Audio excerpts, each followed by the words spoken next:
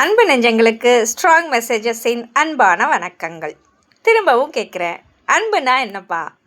கணவன் மனைவிக்கு நடுவில் விட்டு கொடுத்தல் தான் அன்புன்னு சொல்லிட்டேன். அப்போது பெற்றோர் பிள்ளைகளுக்கு நடுவில் பெற்றோர் காட்ட வேண்டியதுக்கு பேர் என்ன? கற்றுக் கொடுத்தல். கற்றுக் கொடுக்குறோமா?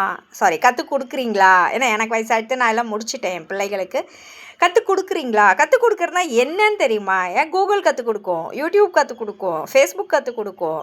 நம்ம என்ன கற்றுக் கொடுக்க போகிறோம் தெரியல. எல்லா உயிரினத்துலேயும் பாருங்களேன், நாயோ பூனையோ தன் குட்டிகளுக்கு அந்த அம்மா தான் கற்றுக் கொடுக்கும். இப்போ அம்மா நான் ஏன் கற்றுக் கொடுக்கணும்? புருஷன் கற்றுக் கொடுக்கட்டும். புருஷன் நான் ஏன் கற்றுக் கொடுக்கணும்? நீ கற்றுக் கொடு. இது எதுவுமே இல்லாமல் டீச்சர் கற்றுக் கொடுக்கட்டும். நான் ஏன் கற்றுக் கொடு. டீச்சர் அப்புறம் எதுக்கு நாங்கள் ஃபீஸ் கட்டுறோம்?